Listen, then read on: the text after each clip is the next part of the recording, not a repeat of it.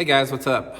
Welcome back here to today's episode of The Fishing Teacher, and really appreciate you guys coming by the channel and checking the video out today. Guys, we're going to be talking about the shaky head craw. This is something I sort of came up with on my own about probably 10 years ago. And when the water temperature in the springtime of the year gets around 55 degrees, guys, this is a killer technique. And I'm going to show you guys how to rig it, talk a little bit about the areas that you want to fish it in, because if you've never tried it before, which you probably haven't, this is a good way to catch a bunch of fish. It's one of those deals where this is like a 50 or 60 fish a day technique once you get the right set of conditions. So we're going to go over that in today's video. Also, guys, just two quick housekeeping tips that you guys love to hear every day. Just want to invite everybody to please check out the Get Ready for Spring sale that Silverbat has on my signature glasses right now. You can get them at 30% off right now. I'll put the link in the description. I'd suggest getting these high contrast yellow lenses, man. They're my favorite for low light. I wear them most all the time. And also, guys, all the stuff I'm talking about in the video today, I'll put my Tackle Warehouse link in the description if you guys want to get set up on the little deal I'm going to show you guys today. So I really appreciate that. Okay, guys, I guess I just call it the shaky head craw. It's a very simple deal. One of the things about it in the springtime of the year, once that water temperature gets in the 50s, a shaky head is one of the best lures that you can use, especially when that water temperature gets around 60. There's something about a shaky head. I think it's the number one bait to catch bass on when that water temperature is around 60 degrees. I can't think of another lure that catches more or better fish than a shaky head.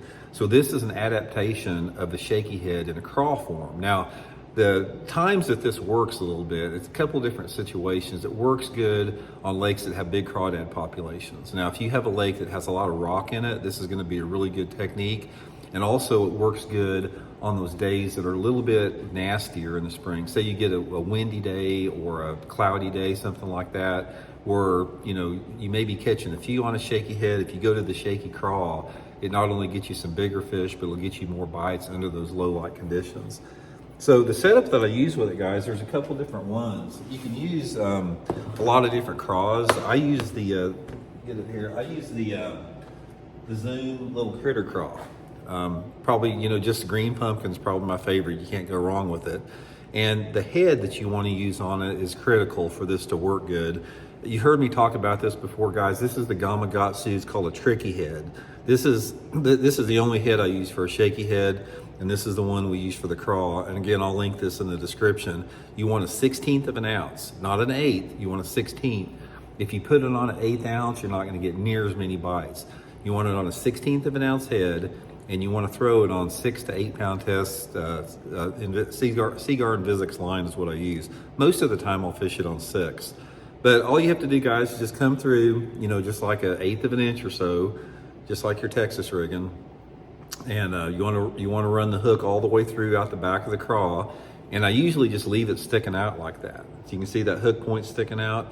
If I'm fishing any bottom that's fairly clean, it can even have rock on it. You're not going to get hung up that much. That makes a big difference in landing these fish if you leave that hook point exposed. Now, if it's pretty snaggy where you're fishing, say the rocks are pretty big, then you can take it and you can just put that hook point back on the top.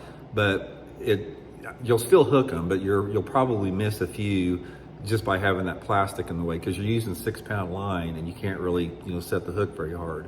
But anyway, guys, with the 1/16 of an ounce head, this has a nice slow glide to the bottom, and you work it just like a shaky head. There's no different to it. All it is a shaky head with a craw on it instead of a worm.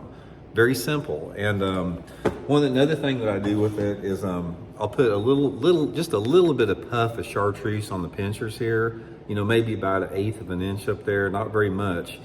Just something that adds up into that. So that's the setup there. Okay, now let's talk about the most important thing, and that's where you want to fish the thing when this thing is working. Now, first of all, you need to have water visibilities. I like it of at least 3 feet. It works better in water visibilities that are over 4 foot in clarity, but you can catch them in a little bit more off-colored water. But for the technique in the area that I'm talking about, sort of a clear water technique, and there's a lot of lakes out there that have 3 or 4 foot of visibility, so that's going to be one factor with it. Another thing with it, it works really good on a lake that has a mixed species. So if you have a lake that has largemouth and a few spotted bass and smallmouth, it works really good under those conditions, especially spotted bass. Spotted bass love this thing. So all you guys that fish big spotted bass lakes, you definitely want to try this. Now for me, the whole thing about this, it revolves around two different type of deals, two areas, depending upon your water temperature. If the water temperature is under 60 degrees, just fish this thing around secondary points in the coves and creeks. That's where those fish are living during that late pre-spawn period. And I'll fish it anywhere between 5 to 20 foot deep, depending upon how clear the water is. If it's real clear, I'll fish it down to 20. If it's not that clear, down to 5 or so.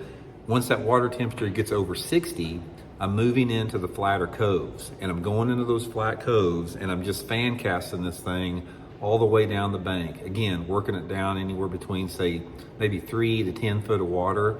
Once the water temperature gets 60, those fish are going to be up there nesting and looking for beds, and it's a really good way to catch them. Bass do not like a crawdad on a nest, and I'm not a bed fisherman, guys. I do not like bed fishing. I think that those fish should be left alone. So if I see a fish on a bed, unless I'm in a tournament, which I'm forced to do it, I just watch it. I don't try to catch them, but you can catch them in and around those bedding areas. A lot of those fish that you may be seeing some fish bedding, visibly, and there's a lot of fish that hang out away from those beds that are deeper, that are not bedding. They're like getting ready to, but they just sort of hang out around there. But simple technique, guys, just give it a try. Just get you a Zoom little critter craw with this little turkey head on it. I'll link back all this stuff in the description, and just try it, man. When that water temperature gets, especially in the upper 50s, and if you got those conditions I'm talking about, you'll get a bunch of bites on this. So hope it helps out. We'll see you later.